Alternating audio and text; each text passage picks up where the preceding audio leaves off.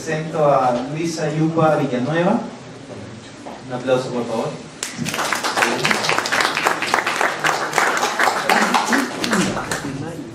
Luisa es licenciada en la Facultad de Arquitectura de la Pontificia Universidad Católica del Perú. Es magíster en Historia del Arte y Curaduría, también por la Católica. Ha trabajado en diferentes estudios y oficinas de arquitectura en Lima. Enseña el curso de Taller 1 en la Facultad de Arquitectura PUC. Y desde 2017 está a cargo del área de museografía del Museo de Arte de Lima, conocido como Madrid.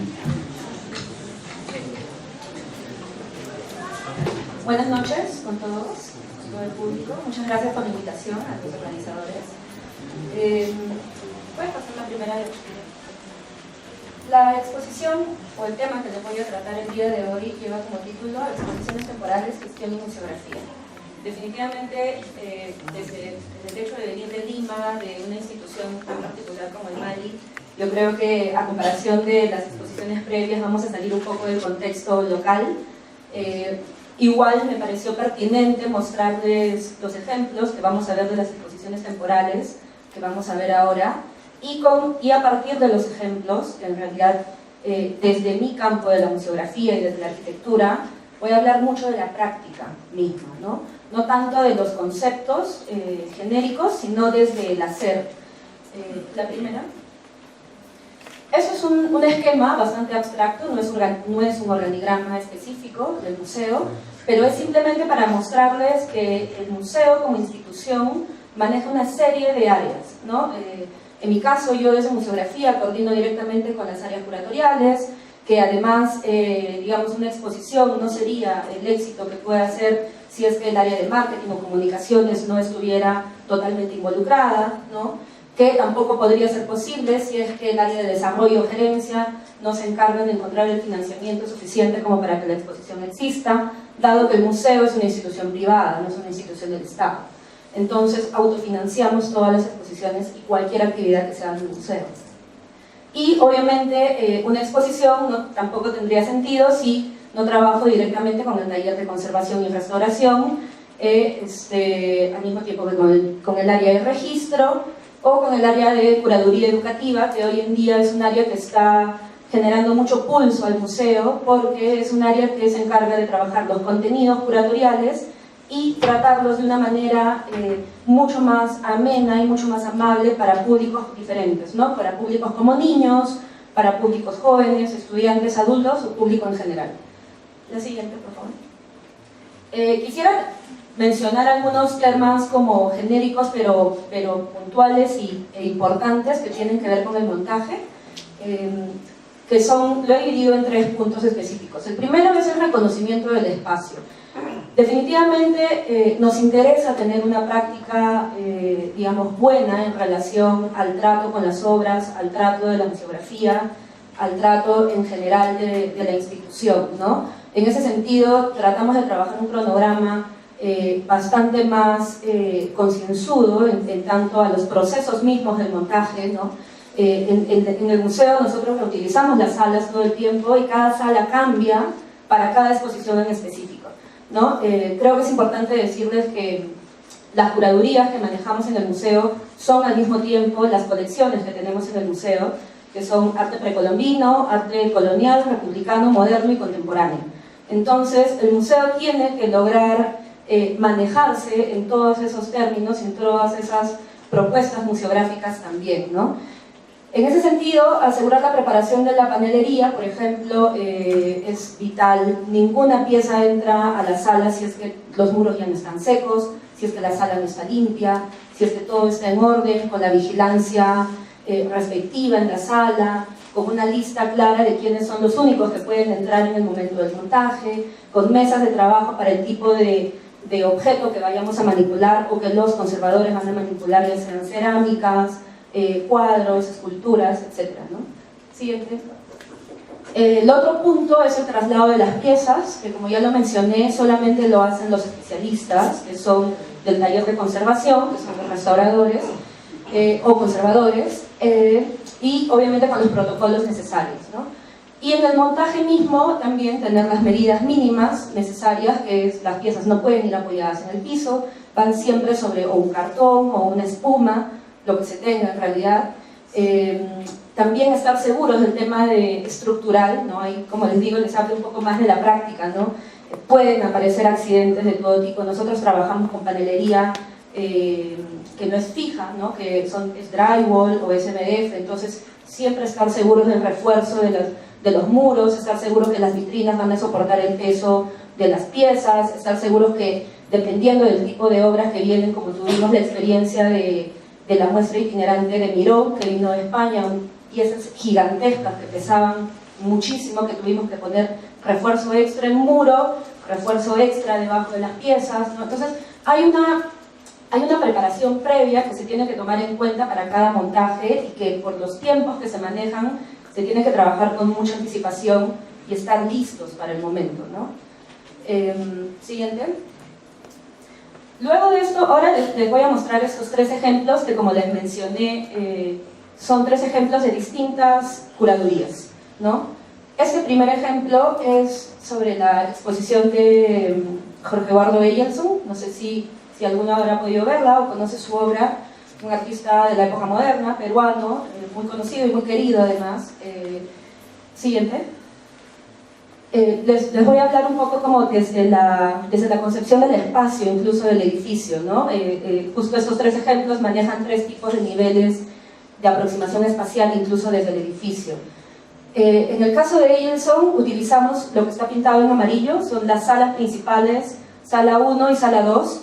La sala que está pintada en mostaza era antiguamente una sala de exhibición, pero a raíz de esta nueva área que les comento, que es la curaduría educativa, se destinó esta sala a hacer lo que ahora se llama el Aula Mali. Hoy en día, en ese momento se llamó Aula Eyelson. ¿Por qué? Porque nos dimos cuenta, entre varias áreas del museo, que los visitantes, ¿no? El público, va a ver la exposición, puede tener algún tipo de experiencia directa con el objeto o mediada a través de alguna cartela o algún panel o alguna fotografía extra, pero sin embargo al salir no tiene con qué como confrontar esto que ha vivido, no tiene con qué confrontar esta experiencia que puede ser muchas veces muy académica. Entonces la propuesta de curaduría educativa fue armar esta sala, este espacio de mediación con mesas, vamos a ver unas fotos más adelante, con mesas donde ella, Patricia Villanueva, es la encargada de esta área, se encarga de armar programas educativos donde la gente puede ir y puede experimentar de manera gratuita y hacer talleres y jugar con cosas que ella ya ha elaborado para cada muestra en específico, ¿no? Y nos pareció, fue la primera vez que lo hicimos para esta exposición, resultó súper bien, la gente salía y de frente se sentaban ahí, se quedaban un buen rato, dispusimos libros de manera gratuita para que la gente pueda leer y pueda estar ahí, y resultó buenísimo. Y es algo que ahora, al menos ya por toda la programación de este año, ha quedado fija. Esa sala ya no se está utilizando como sala expositiva, ya es un aula, ¿no? Es un aula para actividades pedagógicas. Siguiente, por favor. Esta es la planta de distribución de la exposición, de la sala principal. Una cosa importante a mencionar es que, como parte del feedback que teníamos del área de curaduría educativa, era también el tema de la mediación y el guiado, ¿no? Ella también maneja los grupos de guías y mediadores que tiene el museo, y a partir de ella pudimos entender cuál era el aforo, hasta qué punto podía entrar tanta cantidad de grupos en la sala sin que uno se choque, digamos, uno colapse con la voz del otro. Entonces también fue parte importante para incorporar a la museografía, ¿no? Y entender que no se puede colocar una pieza en una esquina en donde va a ser muy difícil, por más de que se vea bien, va a ser difícil el acceso de las personas, va a ser difícil que la mediación pueda ser correcta. Entonces sí, es un trabajo en verdad como de conjunto, ¿no? Curador, curaduría educativa, museografía y obviamente el taller de conservación, que es quien nos dice cómo puede ir o no puede ir una pieza, ¿no? En este caso es la sala grande, que se divide en 2 grandes secciones. Los volúmenes que ven sueltos en el espacio, en las fotos lo voy a comentar, fue una apuesta curatorial que me pareció muy interesante a nivel de trabajo museográfico, porque... Pasemos a la siguiente. Esta es la segunda sala, solo para explicar, una sala más pequeña, con cuadros mucho más grandes. La siguiente, para ver las fotos. esta es una de las vistas de la sala grande, donde más o menos se puede entender cuál era la lógica del espacio, pero una cosa vital es este primer plano con la tablet y esta mesa. ¿Por qué? Porque parte de esta apuesta curatorial que les comentaba era, o sea, había mucho trabajo de archivo del artista y mucho trabajo de investigación que se hizo en torno a la muestra, ¿no? Que claramente si se trataba de colocar todo íbamos a tener cientos de mesas en la sala. Entonces se comenzó a pensar en otro tipo de dispositivos, como por ejemplo el trabajo de apps, ¿no? Aplicaciones. Entonces trabajamos con un externo, se armó una app que se colocó, habían muchas mesas en las distintas salas, cada mesa tenía una cantidad de archivos que a las curadoras les parecía pertinente, que tenían que estar en físico, y lo demás se colocó en esta aplicación que se trabajó también a nivel gráfico, donde habían fotos, documentos y audio, ¿no? Todo relacionado a la obra del artista. Entonces, si alguien estaba interesado en profundizar el tema a nivel de investigación, se podía quedar ahí el tiempo que sea necesario e indagar en la aplicación, ¿no? La siguiente. Esta fue otra apuesta curatorial que se tradujo en la museografía y es una maqueta. Se hicieron 3 maquetas de las instalaciones que hizo Eielson en vida, cuando estuvo en vida, una en Venecia, otra en Lima. Se hicieron 3 diferentes. También fue un proyecto por encargos, lo hizo un arquitecto externo, quien se encargó de diseñar todo el dispositivo, obviamente en conversación con la curadora y conmigo, para ver el tema del espacio, y se trajeron a la exposición, ¿no? Obviamente el trabajo de material también fue conversado, ¿no? En tanto la tónica general de la exposición. La siguiente. Esta es la segunda sala, la sala pequeña. En este caso se puede ver el conjunto de mesas, cada una con sus tablets. Obviamente parte de la museografía también tenía que ver qué tipo de dispositivo de tablet iba a ser, de qué tamaño, cómo íbamos a sujetar la tablet, cómo iba a ser el tamaño de las mesas, ¿no? Y en este caso sí se recreó en escala 1 en 1 una de las instalaciones del artista, porque sí teníamos el manual del montaje, ¿no? Teníamos un manual hecho por él, dejado antes de morir, entonces podíamos replicarlo. La siguiente. Esta es la otra sala, que combina prácticamente todos los elementos que ya les he comentado: el video, la tablet, la maqueta, las obras de Jorge Eduardo Eielson que están en el muro, y las 3 vitrinas del centro. En realidad también ha sido una apuesta curatorial que al final salió súper bien, que son obras de arte precolombino. Se colocaron textiles precolombinos en relación a la inspiración que tenía el artista cuando hacía sus propias obras, ¿no? Entonces había un conjunto de distintas piezas en un mismo espacio, con distintos soportes además, que hablaban de la obra, ¿no? Siguiente. Esto es un par de fotos muy genéricas de lo que pasaba en el aula de Eielson, ¿no? Se hacían esos trabajos de nudos, que era parte de la temática que trabajaba Jorge Eduardo, trabajos de textos, ¿no? Era un espacio solamente como para que lo vean así, muy lúdico, ¿no? Entonces, por eso es que sirvió mucho este espacio aula. Siguiente. La segunda exposición que les voy a mostrar es Plata de los Andes. Probablemente estén un poco más familiarizados con el tema en este caso. Esta se hizo en el 2018, la primera que les mostré fue en el 2017. Siguiente. En este caso, y por eso la coloco, Plata de los Andes no solamente abarca el primer piso, sino sube a la colección permanente, ¿no? Es otra estrategia, digamos, que viene desde curaduría, en coordinación con museografía, donde, si pueden ver las salas azules del fondo, que dice 1P, primer piso, es la exposición principal, y en el segundo piso, utilizando la sala de platería, la sala permanente de platería, la renovamos para generar también la continuación de la exposición, y por parte de los curadores, ellos querían tener dentro del circuito de la colección permanente un par de piezas que estén asociadas a la exposición, pero que tengan que ver con el sector, digamos, del circuito de la colección permanente. Y el aula Plata de los Andes, que también se mantuvo en este caso, también funcionó para esa exposición. Siguiente. Esa es la distribución que tuvo la sala principal de Plata de los Andes. Claramente es muy diferente a la anterior. Ahí creo que pueden notar cómo manejamos el espacio para cada exposición de manera muy distinta, En este caso el guión tenía más de 300 piezas, entre cuadros y objetos más grandes y más pequeños, desde custodias hasta joyas. Entonces sí era una exposición bastante compleja en cuanto a tipología del objeto. Y además, por una cuestión curatorial, había una casi obsesión por tener como una sensación de estar siempre lleno, ¿no? Como dentro de una especie de cofre, ¿no? La siguiente. Este es el segundo piso, ¿no? También es una sala que ya existe, pero que también más o menos que la redistribuimos para que funcione como continuación del primer piso. Siguiente. Y las dos piezas que las colocamos en el centro y ejes de los corredores en el segundo piso. Siguiente, por favor. Esta es una imagen general del interior de cómo quedó la sala principal. Como se dan cuenta, es una exposición bastante más densa por el objeto mismo, pero también por el tipo de mobiliario que se utilizó, incluso con el tema del color, al ser objetos de plata y oro, que lo vamos a ver en la otra sala, se utilizaron colores bastante contrastantes y que puedan realzarlos, como el azul y el rojo, que lo van a ver después. Se tuvo mucho cuidado en el tema de seguridad, obviamente porque son piezas únicas y muy importantes en realidad, que venían de colecciones de distintos sitios del Perú y colecciones particulares también de Lima.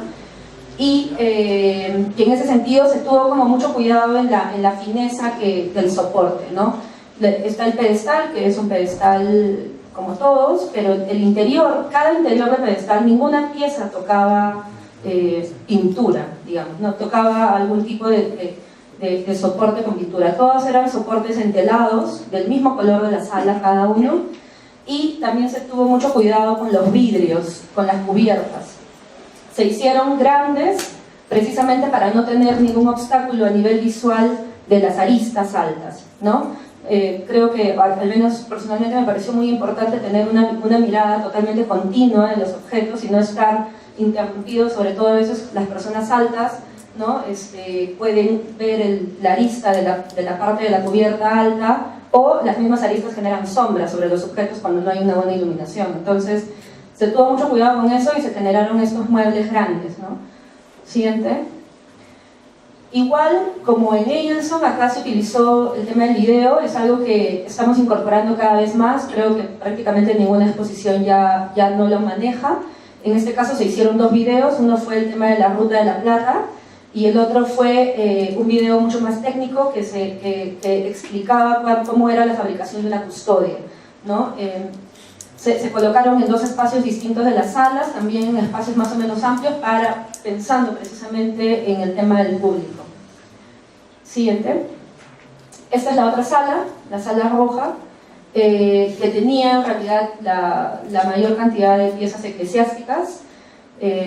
Las vitrinas eran bastante grandes también, porque cada una de las custodias, una más grande que otra, la más grande medía 1,40 m de alto.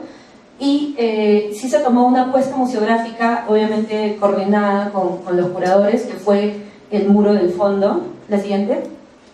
Que decidimos armar una simulación de altar, ¿no? Es una propuesta escenográfica en realidad, pero que nos sirvió muchísimo como para acercar al público de otra forma, ¿no? Y para eso se generaron algunas estrategias como las plataformas, ¿no? Como para alejar sin necesidad de obstruir la mirada, ¿no? Que creo que es algo que es importante.